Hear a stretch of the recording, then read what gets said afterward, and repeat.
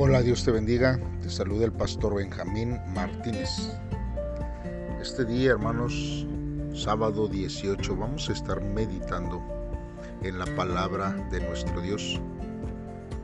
Damos gracias a Dios porque nos permite seguir, hermanos, estando aprendiendo y escuchando su voz a través de su palabra.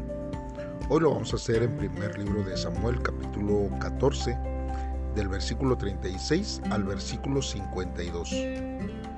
Como título, hermanos, este devocional lleva: El pueblo reconoce a Jonatán.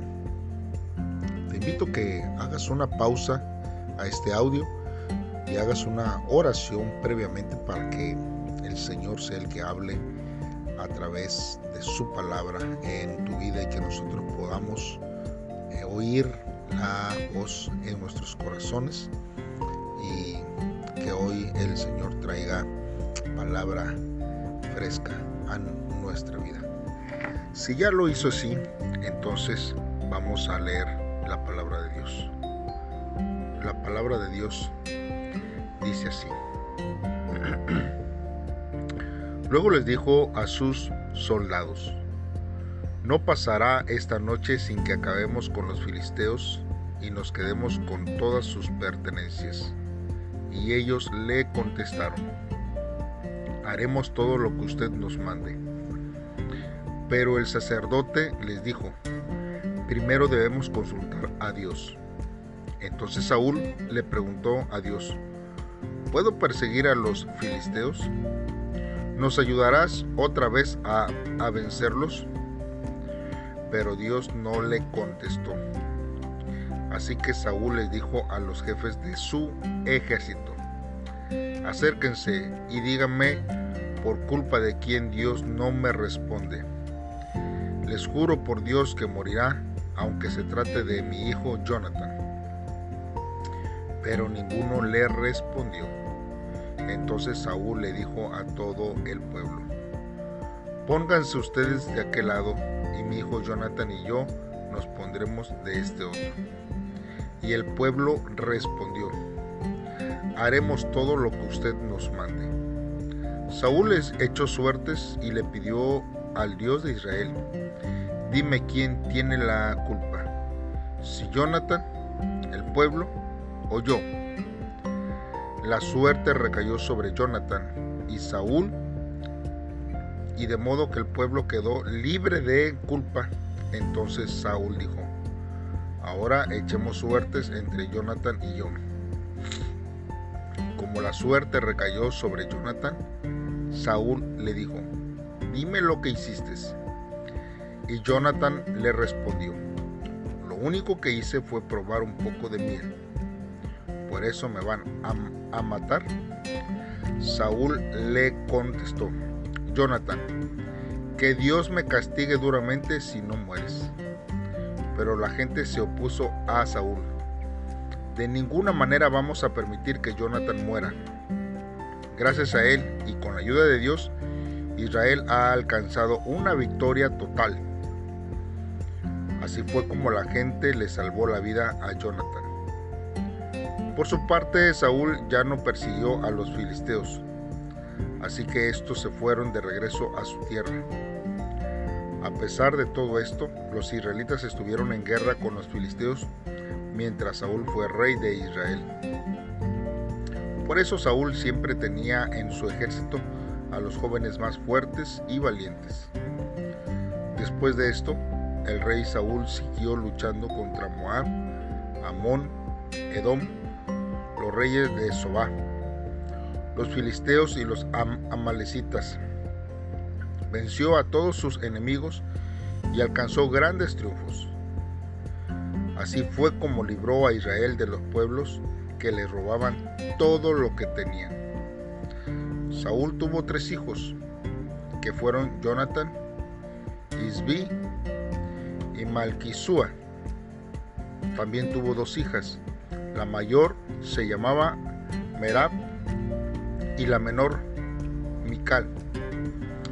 Su esposa se llamaba Ahinoam y era hija de Ahimaas, el general de su ejército. Se llamaba Abner y era hijo de Ner, tío de Saúl. El padre de Saúl y el padre de Abner eran hermanos. Muy bien, hermanos, vamos a estar meditando en la palabra de Dios en este día. Vamos a ir viendo, hermanos, de lo que básicamente nosotros acabamos de ver, o leer, o escuchar a través de la palabra de nuestro Dios. Vemos aquí, hermanos, que previamente de estos versos, Saúl, hermanos, hizo un voto en el cual él no pensó, hermanos, en las implicaciones que él pudiera tener en su decisión. Hay veces, hermanos, que nosotros tomamos decisiones sin pensar los resultados que pudiera tener en nuestra vida. Por ejemplo, vamos a ver que por lo menos hay 3 resultados negativos en la decisión que Saúl tuvo. Primero, hermanos, sus hombres estaban demasiado cansados para pelear. Ya no tenían muchas fuerzas, muchas energías para poder continuar con la batalla. Número 2, estaban tan hambrientos que comieron carne cruda que todavía chorreaba sangre. Esa era, hermanos, una de las cuestiones en contra de la ley de Dios. Y eso es algo que pues desobedecieron a los mandamientos de Dios que Dios ya les había dado a ellos. Y número 3, Saúl casi mata a su propio hijo. Nosotros vemos que hay demasiadas implicaciones aquí. Y esto, hermanos, solamente fue por una decisión impulsiva de Saúl, pues quería sonar algo heroico, algo que no lo denigrara. Pero tenía, hermanos, sus efectos colaterales muy desastrosos, muy negativos. Y, hermanos, necesitamos nosotros ver que si estamos nosotros en medio de un conflicto, debemos de evitar hacer declaraciones impulsivas que luego, hermanos, debamos forzarnos a seguir o a responder por nuestras palabras negativas que dijimos en tiempos que no teníamos que hacer y que fueron impulsivas a tratar de defender quizás lo indefendible, ¿verdad? Bien, hermanos, entonces si continuamos nosotros en la lectura, vemos que una de las más antiguas y firmes leyes hebreas acerca del alimento, nosotros vemos que era la prohibición de comer carne cruda que contenía sangre del animal. Nosotros podemos verlo en Levítico 7, 26 y 27, que dice: tampoco deberían comer la sangre de ningún animal o ave, no importa dónde vivan ustedes. Cualquiera que coma con sangre deberá ser expulsado del país. Hermanos, y esta ley comenzó desde los días de Noé. Pues nosotros vemos en Génesis 9:4 que dice: pero no coman nunca carne que todavía tenga sangre, pues en la sangre está la vida. Y, hermanos, y todavía era observada por los primeros cristianos. Nosotros vemos, hermanos, que en el libro de Hechos, en el capítulo 15, del versículo 27 al 29, dice que también les enviamos a Judas y a Silas. Ellos personalmente les explicarán el acuerdo a que hemos llegado. Al Espíritu Santo y a nosotros nos ha parecido bien no obligarlos a obedecer más que las siguientes reglas que no podamos dejar de cumplir. Dice: no coman carne de animales que hayan sido sacrificados en honor a los ídolos. No coman sangre ni carne de animales que todavía tengan sangre adentro. Y eviten las relaciones sexuales que la ley de Moisés prohíbe. Si cumplen con esto, harán muy bien. Reciban nuestro cariñoso saludo. Hermanos, era pecado comer la sangre porque esta representaba la vida y la vida pertenece a Dios. Nosotros podemos, hermanos, tratar de excusarnos y tener cuidado también que en nuestros tiempos podamos comer alimentos que contengan sangre. Por ahí usted puede reconocer, y los llaman de diferentes maneras por diferentes partes de la República Mexicana o aún de Latinoamérica o de habla hispana, aquellos que hablen en español y escuchen este audio. Usted tiene que tener cuidado en comer alimentos que contengan sangre. Bien, hermanos, entonces esto es una de las cuestiones por el cual Saúl transgredió la ley de Dios desde el principio. Nosotros vemos que después de ser rey por varios años, hermanos, Saúl finalmente él construye su primer altar a Dios, pero solo como el último recurso. Ya es lo que porque ya no puede más. Cuando nosotros igual también, ¿verdad?, nos enfermamos o estamos en situaciones, debemos de tener cuidado, hermanos, de que Dios sea nuestro último recurso. Primero vamos a los medicamentos, primero vamos, ¿verdad?, y hacemos todos los remedios que nosotros podemos hacer, y después, ya que nosotros se acabaron nuestros recursos, entonces vamos a Dios. Y eso es algo que Saúl hizo. Perdón, hermanos. Y aquí vemos, hermanos, que a lo largo de su reinado, hermanos, Saúl siempre se acercaba a Dios después de haber intentado todo lo demás. Y esto, hermanos, como nosotros vemos, era bien contrario a la opinión del sacerdote, quien sugirió que Dios debería ser consultado primero. Eso nosotros lo hemos visto en los capítulos anteriores, pero se resalta más en el capítulo 14. Todo, hermanos, hubiera resultado mucho mejor, hermanos, si Saúl hubiera ido ante Dios primero y hubiera construido un altar como su primer acto oficial como rey. Hermanos, Dios es demasiado grande para quedar, hermanos, para después, para sacarlo de nuestra vida. Ya que los problemas nos agobian, entonces sí buscamos a Dios. Hermanos, si nos volvemos a Él en primer lugar, nunca tendremos que recurrir a Él como último recurso. Hagámoslo como nuestro primer recurso. Ahora bien, nosotros estamos viendo que esta es la segunda maldición, hermanos, necia de Saúl. Nosotros vemos que él ya había actuado algo similar en el capítulo 14.